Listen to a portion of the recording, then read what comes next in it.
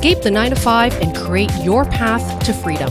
Welcome to the Corporate Escape Stories. These are episodes where I interview inspiring people that have left their 9 to 5 jobs to create freedom-based businesses that support them in living the life they want. I am Lydia Lee. I'm a reinvention coach and freedom instigator at Screw the Cubicle. If you are new here, don't forget to hit the subscribe and the notification bell button to be the first to know when every new video comes out on the channel. I can't wait for you today to meet my guest, Adi Cohen. So, to the best of Adi's knowledge, she may just be the first architect to be living a nomadic lifestyle while working with clients globally. She's the founder of the New Movement, an architecture studio that designs one-of-a-kind projects worldwide. So, traditionally, it may be hard to imagine how to be an architect without being physically in a space with clients. So, this is really what I wanted to find out from Adi's story and what really instigated that inspiration for her to reinvent her work, right, and do things differently. So I think you're going to really enjoy this interview, specifically on the thought process and the mindset shifts that Adi had to do to align her business with her lifestyle choices. I think you'll be very inspired by her story, and I can't wait for you to watch it. Thank you, everyone, for joining me today. Today, this is my guest, Adi Cohen. Thank you so much for joining me. Thank you for having me on the show. It's so much fun. And we have definitely met virtually like this previously. And I just remember going, twinsy souls. We are cut from the same cloth. And I said, Adi, you need to come on board and we need to share your story because it was so inspiring to me. And I think a lot of the, what we're going to be talking about today is going to help empower a lot of people that think, how do I do a traditional career that's not been done in this form before, being a nomadic architect, for example. So thank you for taking time to share with us today. Of course, it's my pleasure. I always wanted to experience the feeling of being in different places. Walking down the streets, breathing in the atmosphere, touching the textures. All those things you can never really discover through photographs. Buildings are made for people, and people respond to their environment. Traveling the world, I get to experience firsthand all sorts of structures. And those experiences are an endless source of inspiration and insight. Okay, so I like to always start these interviews with a question that is about really your history and about your family and how your identity has been shifted from it. So what do you think, like how has your family, background, cultural background has shaped your identity and how has that changed since you've kind of moved into adulthood? Such an interesting question. I love it. Let's say, okay, so in my family, we have like these two forces, right? So my father he's the one who's like has a steady job for the past 40 years. He's going to the same office every day, doing the same kind of work, very consistent. And my mom, she's this free spirit, yoga enthusiast, vegan person who's always like looking for the next adventure. So I think in a way I'm this mix between these two characters because I do have that hardworking attitude of coming from my father's side. And my mom always, we used to, when it was raining, my mom would be like, "Oh, let's go dancing in the rain barefoot." And it's like, okay, I love your mom already. Yeah, she's awesome. She's this really amazing person. So I think having these two in my background kind of like encouraged me to see that there's more than one way of doing things because they're both very good examples of, adulthood that seems radically different from one another. Yeah, and do you think that like did you follow, your father's footstep more, or did you think your mother was a bigger influence for you? Was there like any sort of conflict or battles with either parent when you kind of decided to take your leap into a different type of path that's a different trajectory from what they believe is the right way to do things? Yeah, I think it's so interesting. I never thought about it. Thank you for making me, dig deep into this. Tough questions today. Yeah, it's like therapy, right? So listen, when I was a young girl. That's right. So I think I'm always kind of like going between these two. Like growing up, I always knew that I don't want to have a standard life, right? I when I was 18, I went to India, and then when I came back, I remember myself sitting on a hill, overlooking the traffic in my city where I grew up, and just sorry, seeing all the people like rushing, going to work and back, and then like it just seems so meaningless to me. And I said, I don't want to be part of it. But actually, I had no idea how to create it any other way. So then I had a few years when I was traveling, which I guess I was more connected to my mother's side, going one way and exploring. But at that time, I was not an architect. I was just me traveling around, exploring different cultures and really enjoying it. And after a while, I just felt like I felt like my hands are itchy. I had all this energy, and it's like, oh, I want to do something. I want to create something, but I don't know what.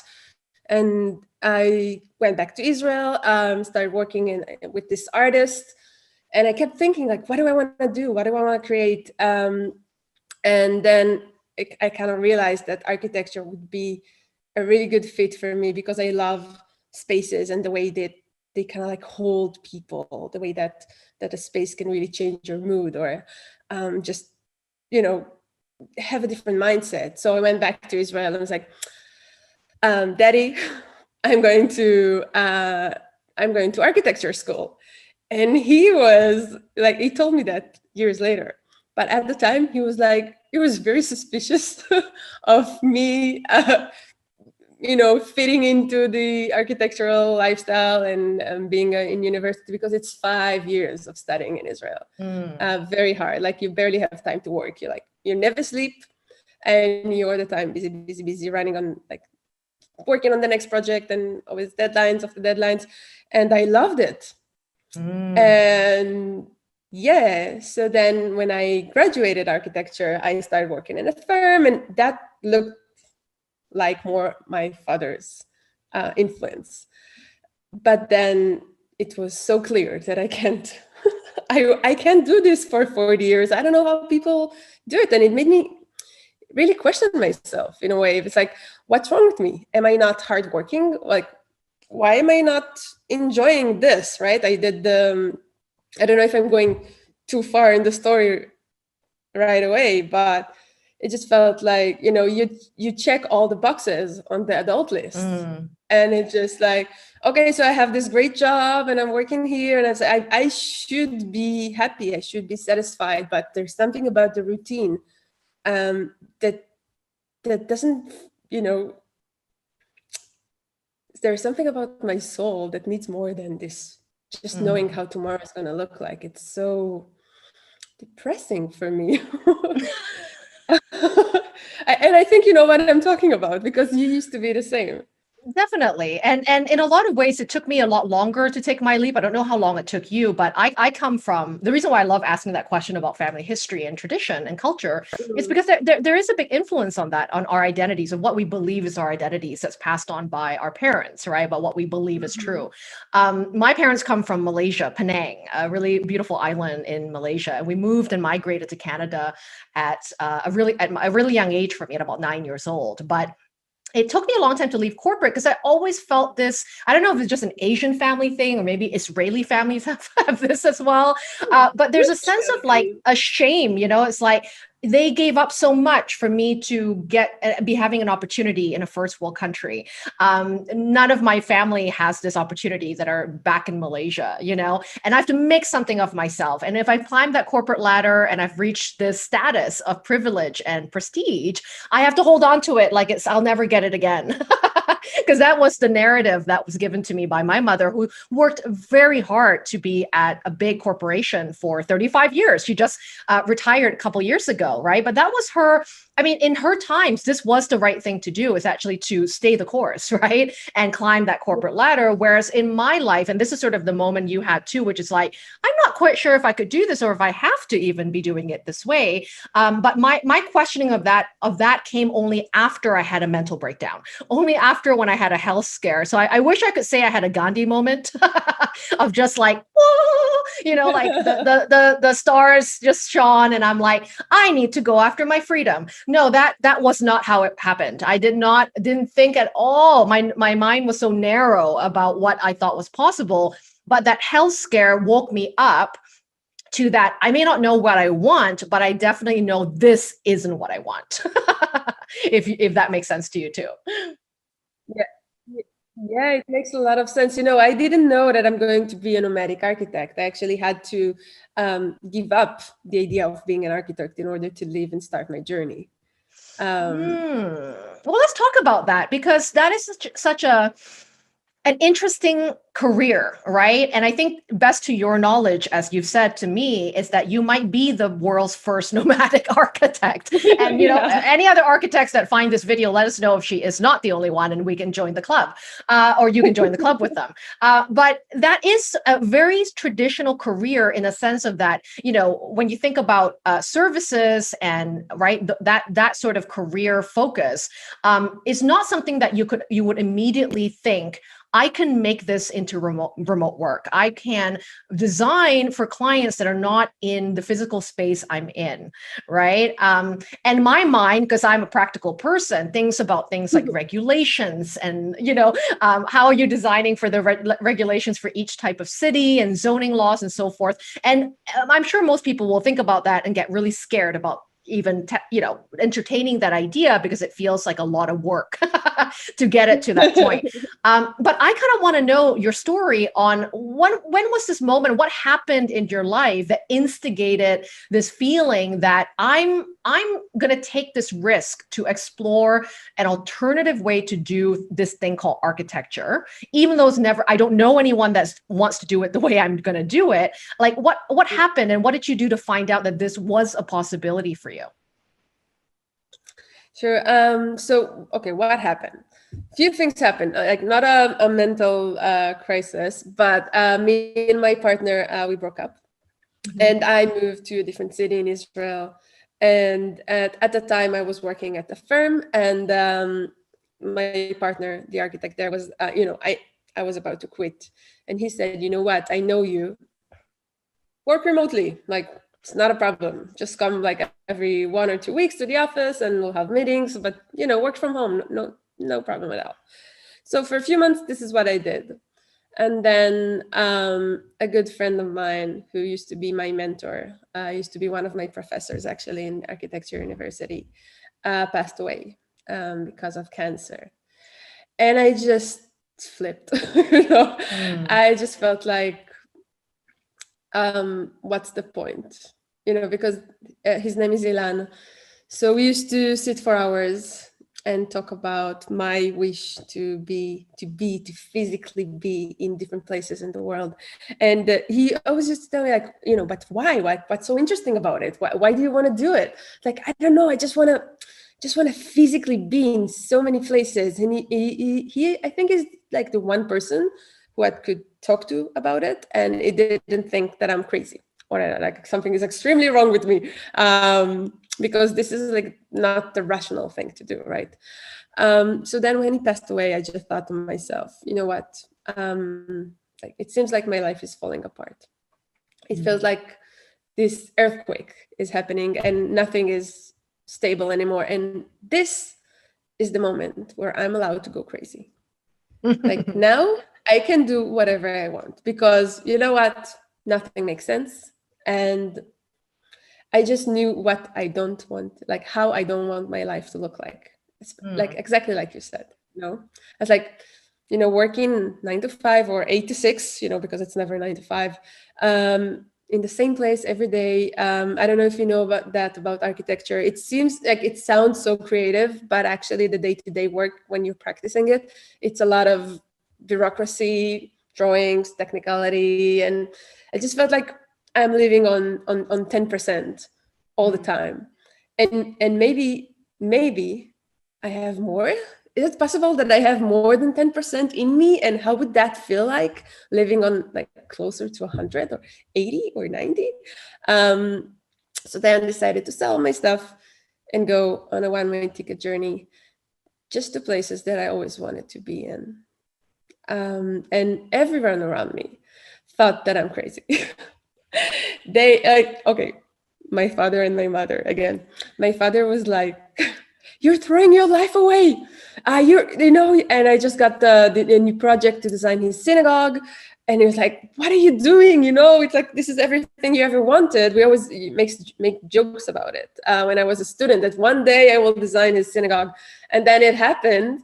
And I'm running away, but I was not running away. I was just like, listen, I need to take some time, some distance, and figure out what I want to do, because this is not it. So at the time I had a few projects in Israel, and I was lucky enough to have partners that helped me to take care of it remotely, right? So I had partners here. They would go to meetings with the clients, to go to the city hall, to do the appointments, and I would do the design or some drawings remotely. So that was a good deal. It was. And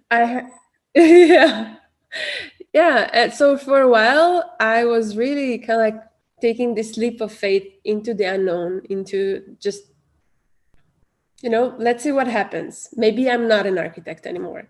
Maybe I'll find, I don't know, a factory in China and take the leftovers and create something new. And it's like, I have so many ideas. I was like, I had to really go into this process of kind of like detaching from my identity as an architect, because it was painful. It was 5 years in university and then another 6 years of internship.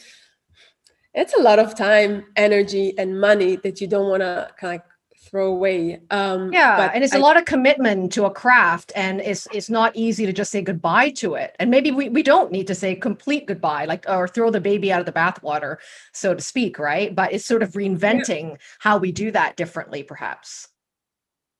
Yeah, I think I had to do it, because if I would still, hold on to the idea of being an architect, I would never go on this journey. I would just go to a different firm, or, go and do an internship somewhere abroad. But that understanding, just have the freedom to explore for a few months, for a few years. Did that mean that you after you had that project with the synagogue and your partners that luckily went to do a lot of the meetings for you so that you could kind of work from home and get your bearings down, when you started to travel, did you take a pause on being an architect to kind of rediscover who you were through travel, or did you continue to work on those projects that you started with in Israel? Yeah, so I did both. So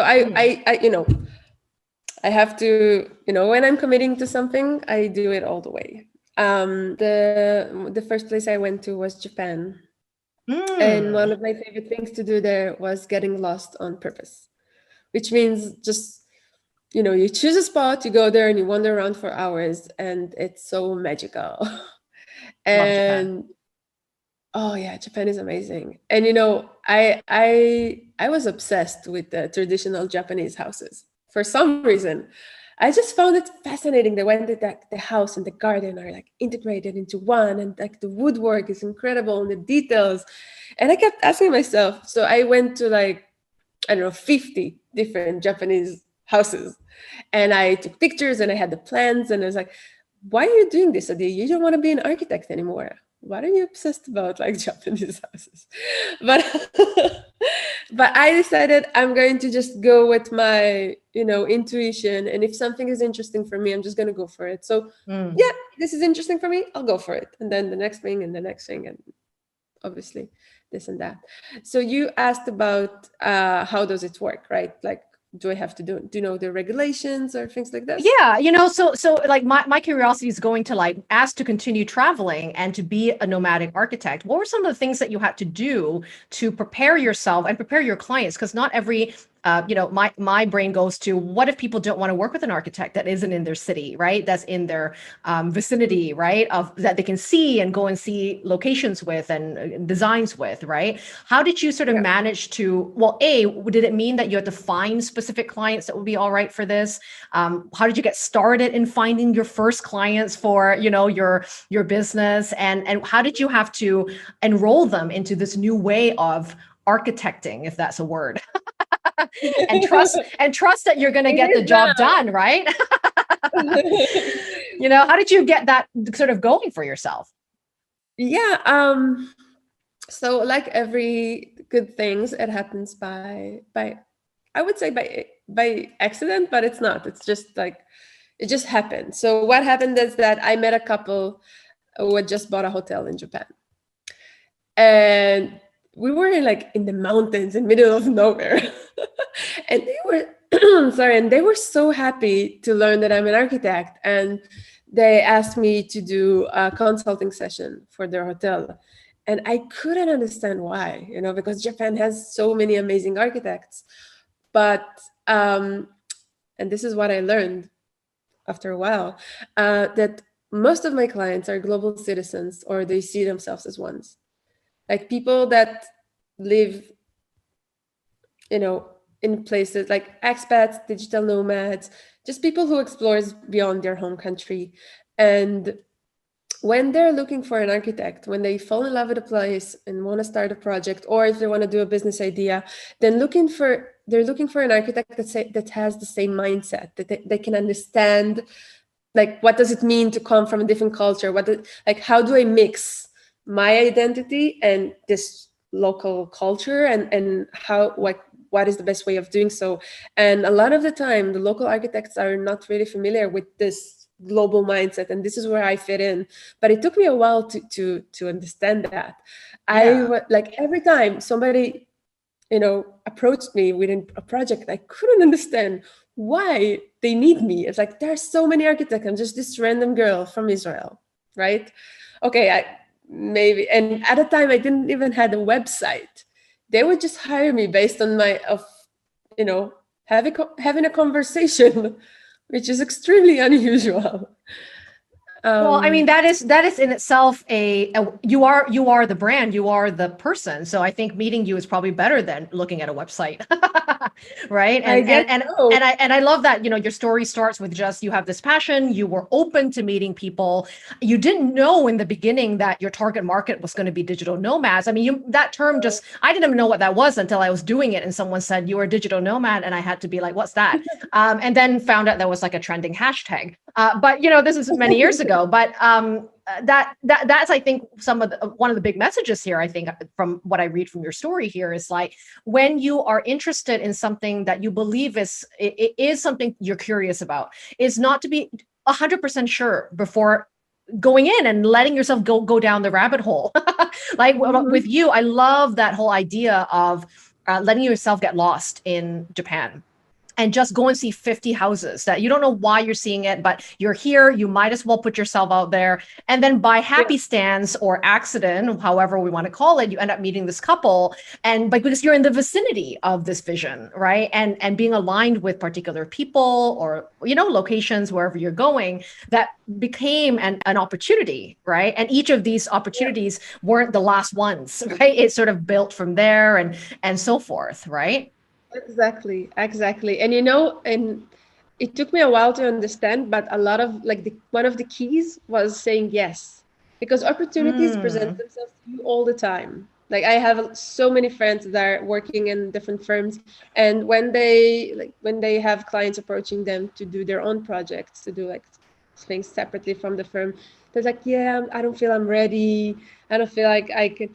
You have to say yes. You'll never learn if you just think that we're never ready. We have to kind of go into things and just learn as we go. And I was very lucky to have amazing clients that kind of brainstormed with me and made me feel so comfortable about not knowing exactly what the regulations are. And then I learned I have to collaborate with local architects, and I kind of developed the method that actually, when you think about it, it's the same method as all the big architecture firms are using, right? They do the concept, and then they take a local firm and collaborate, and they take care of the bureaucracy and they take care of the Yes. design. It's like, oh, this is what I do. But I'm just, me, like I have a team now, but when I started, it was just me. And it made perfect sense because then I can move around. I can just design the concept and keep going, because the one thing I knew is that I don't want to be stuck in one place for years. Like I want to, like now that I have this freedom, I want to explore. I want to be in many, many places. Um, so yeah, I think you kind of have to, in a way, decide what the lifestyle you want to have, and then build your work life around it, because otherwise you're not going to be able to maintain it or to enjoy it if it's not something that you want to live long term. I'm so glad you said that, because a lot of times we've been taught in the traditional 9 to 5 world is to adapt our lives to the work, right? Like if you need to go into the office and be in commutes for 2 hours a day, that's just what you do to get a job and feel secure. Right. And I think the message here is about, well, we are living in a different time than our parents, than what was the olden days way of careers. We're much more into exploration, portfolio careers, having multiple careers actually in our lifetime. And it's helped and embracing that. And that's okay as well. Right. But an important part of what you said there is that instead, like, go right from the get-go, even before you understand what that business is or where you're heading, is just to even have this promise to yourself that if my lifestyle and my values and the way I want to live my life is important to me, then I need to commit to and desire and willingness to find what fits to that lifestyle, right? Adapt my work to fit to my lifestyle. And the way that I saw that you've done it is that you've said, I don't want to do the bureaucracy part. I don't want to deal with the on the ground stuff, right? Which is boundaries, right? Which is like, here's all the work I can do. And I had to do that when I was in my corporate office. But now that I'm independent, I might choose my piece. And my piece is just the concept. My piece is actually, I go around the world finding inspiration for my designs and then using that as a feature almost for my business, and bringing that to specific target markets that are more my cup of tea, like digital nomads, expats, and global citizens. And then there's no argument where I need to be, because they would actually like that I travel. They wouldn't prevent me from doing that, right? Yeah, I love that. like, they hired me because I'm a nomad, not in spite of being a nomad, which is incredible. Exactly. I really, really love that, because that to me is you're creating that opportunity for yourself, rather than saying, I'm just going to build for anyone who wants a home. But instead, I'm actually finding aligned soulmate clients that actually share values, right? That are close to mine, which makes it more joyful, right? To work with people like that. Oh, yeah. My clients are amazing. Like most of my clients are amazing, inspiring people that I absolutely enjoy working with. And I want to say one more thing about like the, about the lifestyle thing. Growing up, we were presenting with this one script of how to live. You have to work during the day, sleep during the night. You have to do this and that. You have to have a mortgage and 3 kids and a dog and I don't know, whatever. And it just feels like when you take yourself out of the context, you can really rethink your values, your lifestyle, your focus hours. I work best at night, I love working into the night. So if I will try and force myself to sit in front of a desk in 8 a.m., that will not be a successful day for me. I need, when I wake up, I do my yoga. And if I'm like, when I'm traveling, I just go explore and, just like get lost in new streets and learn new things about the culture, go to museums or just explore around. And then in the afternoon, that's when I'm really focused. So that's when I'll sit and do like quality work, like deep work. And it took me a while to understand that path for me, that, focus hours and productivity methods that are working for me. And I think it's something that now when, because of the pandemic, so many people are working from home, so many people are given this new freedom, or as I like to call it, the new movement, because when you have the freedom to work from everywhere, you start to dig deep and ask those questions. Like, okay, what are the best times during the day that I should do my work? Where should I live? So many people are living in cities because this is where work is. But now when work is no longer in the city, where do you choose to live? And Where do this you is, want to live? That's more yeah, and conducive to why? your lifestyle. Yeah, and why? And Absolutely. why? So is it community? Do you want to be closer to nature, like you living in this beautiful tropical island? Where do you want to go, and who are the people you surround yourself with? Who are your community of choice?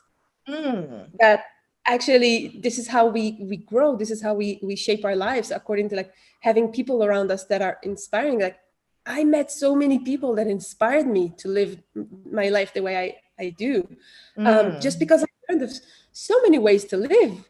And I almost felt like I was, it was almost misleading thinking that life has only one way of doing it, when actually there's so many, and it's amazing.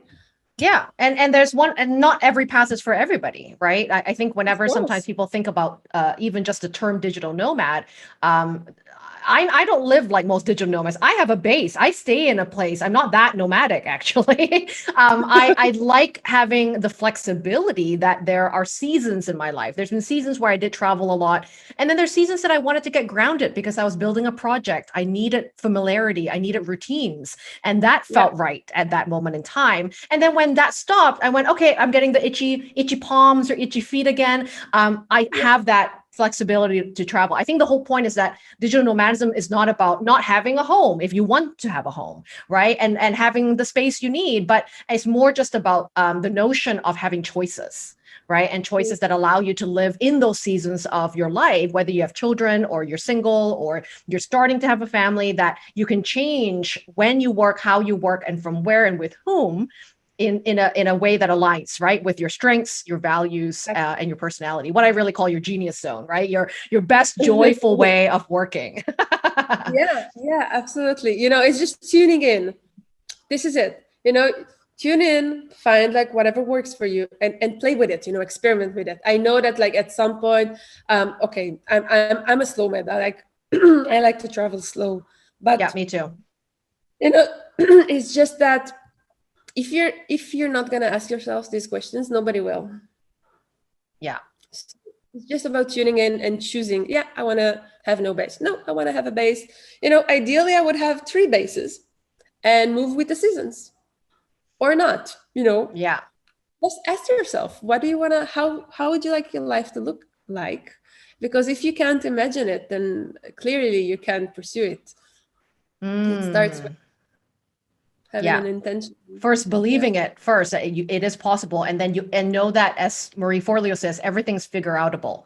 You can figure it out, but just Incredible. I give love it. yourself permission to want it. I think that was one of my things that I learned from my parents, is like, oh, unless someone else did it, then you're not allowed to do that, right? And so I had to reframe my mindset to go, I'm allowed to have that thing, even if I don't know how to get to that thing, or if I can have it now, or what I need to do Yeah. to get there. I need to let myself dream and let myself think about things that not currently existing at the moment, and then allow my brain to seek out solutions, seek out people I need to talk to, get help, right? To go, I want there, how do I get there? But that, I think, we always think we have to have all the answers first to start moving, when actually it takes imperfect action to formulate the clarity that we need, right, for the future of our lives. I really love that. Exactly.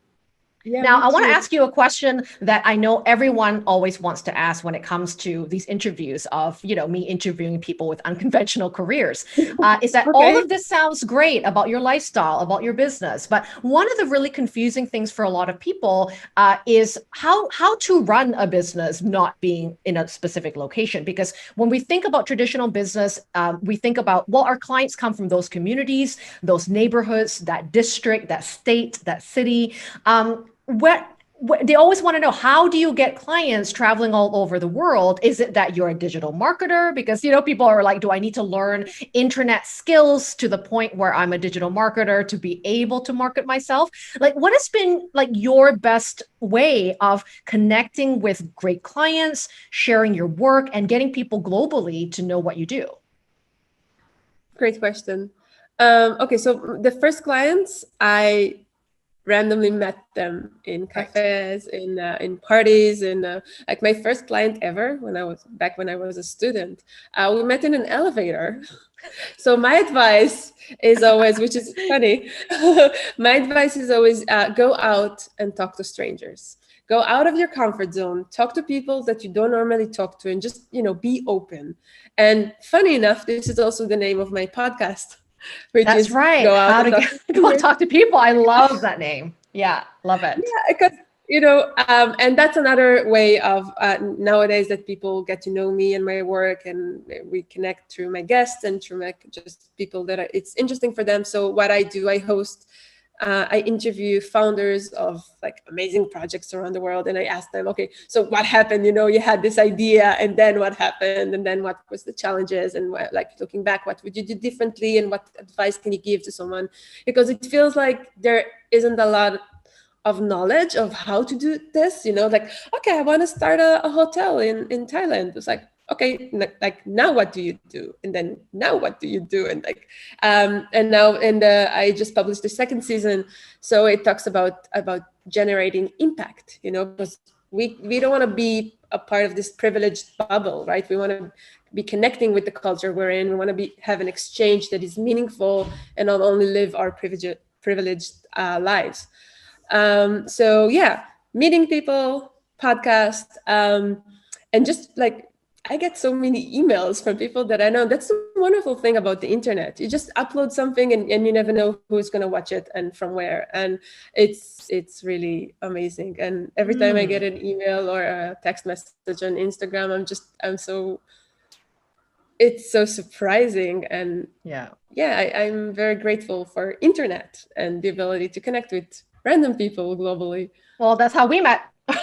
through a friend. It's always through people. I think it's so important. I love what you said about going out there and meeting people, and also curating your own community, curating the people that inspire you to do the things that you dream to do, even if it's not the people you grew up with 15 years ago. I have friends that are in Vancouver that I love dearly, that will always be my sisters, and I see, and they have a different purpose in my life, and then I have different friends that are for different versions of my life, which is more on this side of the world, and, unconventional ways to raise families and all this stuff that I can probably never talk about as much with my more traditional friends, but they all serve a purpose. And when we have the right curated community, then I think we can do bigger things, and we forget that actually marketing, promoting ourselves is always about relationships, right? Always about building sustainable, engaging communities that we both share reasons to be together. And that actually is a funnel. Like that is actually a marketing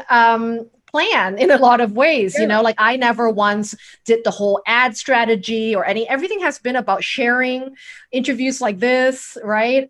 Posting things that I want to share value in every week. And that's trickle by trickle, they become a bigger list of people, a bigger audience that we build along the way. Yeah, I love that. Thank you so much for sharing that part. I want to learn about what's next. So you have been a digital nomad or a nomadic architect for how many years now? 3.5. 3.5 years. Congratulations. you've the first 2 years is always the hump, isn't it? So you've got through the hard days and now doing a little bit, being more clear about what direction you're heading. So you've been a nomadic architect for 3.5 years. You started this season 2 of your podcast, How to Talk to Strangers, which is so awesome. And then what is next for you? Because I assume that as you're such a self-aware person and you have that creativity muscle to grow yourself at any given time. Has your work evolved into something of a what's next? What are you kind of excited about in the next chapter of your business? Oh, so many things. So I'm really excited about my projects that I have at the moment. I have one project in Portugal, another one in Israel, and I'm designing an eco lodge in the desert, which is awesome. And I can't get enough of this project. It's so much fun.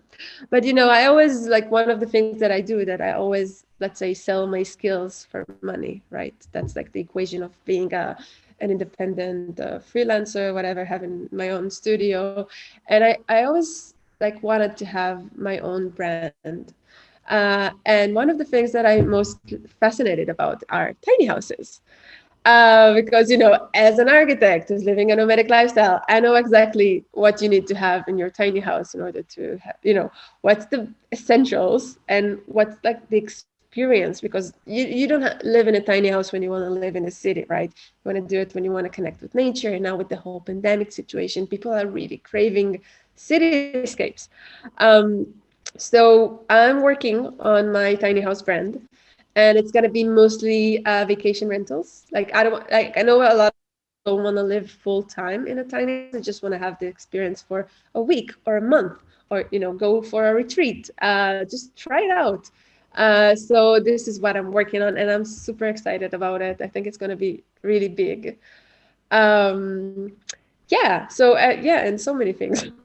Is there a website that you have already for the tiny house projects, or is that an up and coming project for you? No, it's up and coming. I'm thinking still about like what's the best strategy. Because Mm. I'll probably won't sell like individual units.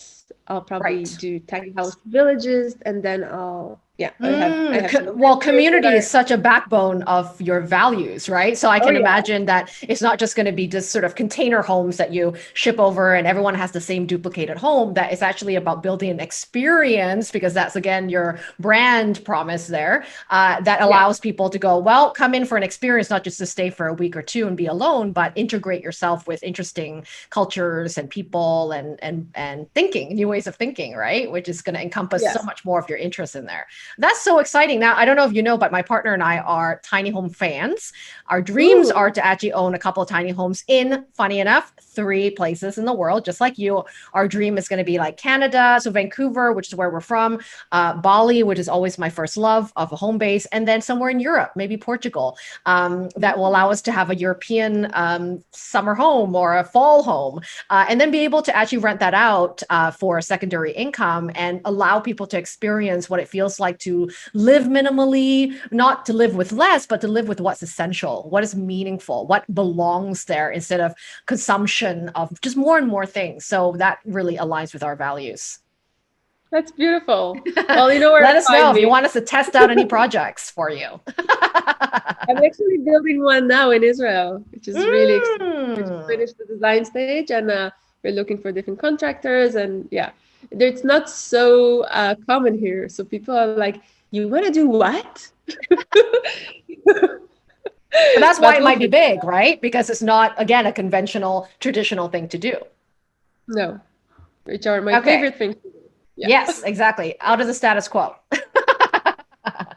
Now, I want Yeah. to ask you one final question, which is probably the question you're asking your client or your podcast guest, and I want to turn the lens on you.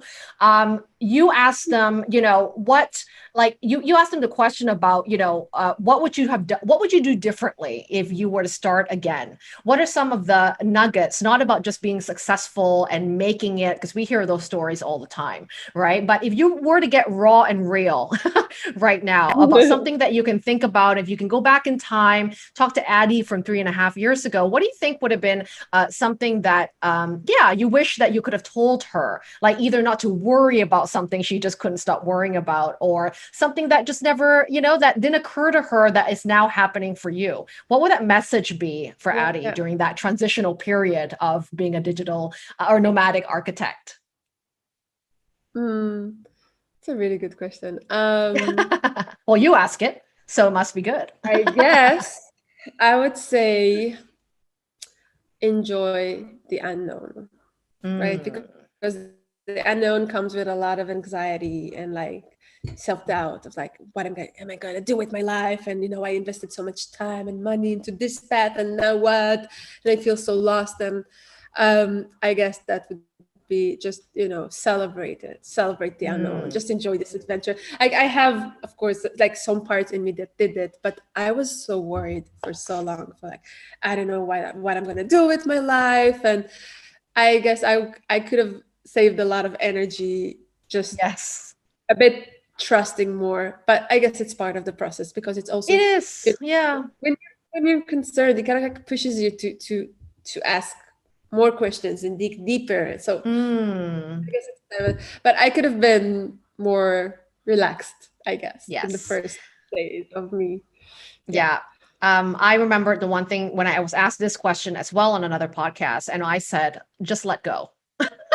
just don't hold on so tight, like until your knuckles are white, like that was what I was doing. It's like, like, just going down the roller coaster, like, and I just wish I let go a little bit. But I can still be scared. I'm allowed to be scared. That's a totally normal human emotion when we go through change, not to be afraid of that fear, but just not to just hang on to it because I needed that control, because actually part of the journey is letting go and allowing the universe to give you what it is that you need, because it may not be what you might even imagined that you actually wanted, but it's actually what you really needed. So I definitely very much resonated with that.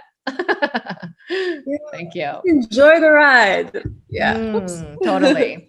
Okay, well, thank you so much for having, being here and us being able to have you here. Now, if people are inspired by what you're doing with your podcast, the projects you're working on, I know you have a really awesome video we're going to share on your page here when people come to the blog to look at your video about why you became a nomadic architect. The awesome videos of you all around the world. But where can people get in touch with you if they've been inspired by your story and want to connect with you and find out more about these new exciting projects that you're working on?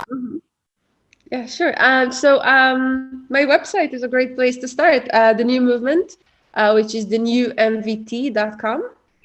MVT, M is in mother vet trailer, right? MVT. Okay. Modern, tiny, yeah. Just a shortcut of movement. thenewmvt.com. There you can also find the links to my LinkedIn and Instagram and Facebook page. So I think that's the easiest way to connect with me. And if anyone is interested in the podcast, you can find it both on my website and on iTunes, Spotify, Google Podcasts, and like all the apps. That's the easiest way. Awesome. We'll put the links up as well for everyone who is watching, whether it's on YouTube or on our blog. Come on over to our blog, screwthecubicle.com/blog. You'll find Addie there, and we'll be adding all her links, how you contact her, and just say hello to her if you've enjoyed this episode. I know that we always love hearing that it hit a note for someone, that we inspired someone somewhere in the global world today, which is always cool. Thank you for joining me. Hopefully one day I get to come to one of your tiny homes in Israel. It's definitely on the list. And maybe one day you can come visit me in Bali, where I can help inspire you, your new palette of what tropical tiny home living could look like here with bamboos. I'm so gonna tempt you. Interested in that. Yeah. Okay, sounds good. Thanks for having me on the show. It's been a pleasure. Thanks, Addie.